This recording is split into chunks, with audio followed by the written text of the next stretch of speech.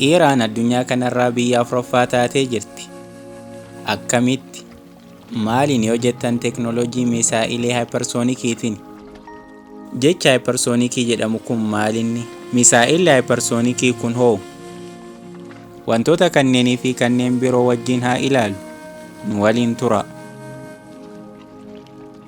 Hordoftootaa fi dhaggeeffattoota keenya qaqqaalii. Nageenyaa fi jaalalli keenya bakka jirtanitti isin haa dhaqqabu. Kun Muraadmoo Productionidha. Maatii Muraadmoo Production ta'uuf mallattoo subscribe tuqaa. Iiraan addunyaa kanarraa biyya afuraffaa taatee jirti. Akkamitti? Maaliin yoo jettan teknooloojii misaa'ilee haayiparsoonikiitiin. Ji'oota darban keessatti yaalii misaa'ila haayiparsoonikii yoo taasiftu namoonni hedduun rifannoon laalanis ammallee misaa'ila addunyaa kanarraa afuraffaa ishee taasisu gadi baastee agarsiisuun addunyaa ajab jechisiistee jirti. Misaa'ila amma gadi baaste kun immoo baay'ee walxaxaa fi teknooloojii addaa kan qabudha. Dandeettiin saffisaa fi tilmaamamuu dhabuu isaa immoo adda kan isa taasisudha. Addunyaan nuuf haa beeku jechuun TV Iiraaniin addunyaaf agarsiifameera. Lola amma deemaa jiruun wal qabatee Iiraan lola kanatti makamuu dandeessi jedhamee wayita sodaatamaa jiru kanatti teknooloojii misaa'ilaa haayiparsoonik qabaachuun ishee maal fiduu danda'a? Dandeettiin misaa'ilaa haayiparsoonikii kun hoo hanga maaliiti?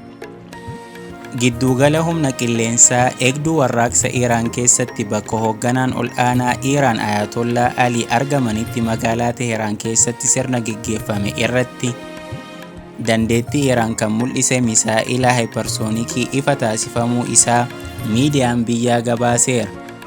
Fiigichi meeshaa waraanaa gosa haarawaa kalaquun haala nama ajaa'ibsiisuun adeemsifamaa jira. Misaa'illi haayiparsoonikii kun maalinni? Misaa'illi haayiparsoonikii waggootaaf haasayamaa tureera. Garuu akkamitti akka hojjetu akkasumas biyyoonni baay'een maaliif akka barbaadan sirriitti haa ilaallu.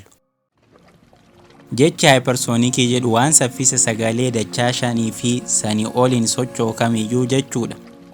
Kunis sa'aatii tokkotti kiiloomeetira 6,174 kan furgisamu jechuudha. Kana jechuun sekoondii tokko keessatti kiiloomeetira 1.7 furgifama jechuudha. Irra hedduun misaa'ila baalaastikii saffisa kana dhaqqabanii jiru. Garuu meeshaan waraanaa haaraa kun lafa irraa ka'ee qilleensa keessa balali'ee tasa gara galma yaadametti jijjiiramuun qilleensarraa lafatti deebi'uu danda'a. Kun immoo misaa'ila haayiparsoonikii adda baasuu fi balleessuuf rakkisaa taasisa. Qormaata misaa'ila haayiparsoonikii kana qolachuuf ulfaataa ta'eera. Sababa ol nyaatiinsa qilleensa gubbaarratti ho'i dhufu garmalee ol kahaadha. Hanga digirii seentigireedii 2200 fi isaa oltu uumama. Sababa saffisa cimaa misaa'ila kanaatiinis duumessi paartikilii garmalee ho'aa maqaan isaa pilaazmaa jedhamu ni uumama. Erga uumame booda misaa'ila kana marsa. Paartikiliin pilaazmaa misaa'ila kana marsan immoo qunnamtii raadiyoo akka keessa hin darbine taasisu. Kanaaf misaa'ila haayiparsoonikii kana tilmaamuun hin danda'amu. Misaa'illi haayiparsoonikii Raashiyaa saffisa sagalee dachaa 20 hanga 27ti. Kana jechuun sa'aatii tokko keessatti kiiloomeetira 24,000 hanga kiiloomeetira 33,000 furgifamuu danda'a. Kan Chaayinaa saffisa sagalee dachaa 10 yoo ta'u, sa'aatii tokko keessatti kiiloomeetira 12,360 furgifama. Misaa'illi haayiparsoonikii Yuunaayitid Steet hanga ammaa kan akkam akka ta'e hin ibsamne.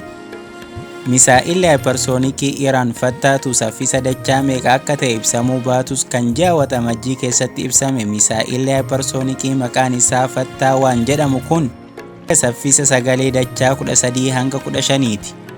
Misaa'illi haayiparsoonikii kun dhaloota Iiraan keessatti meeshaa waraanaa haarawaa ta'uun isaa ibsameera.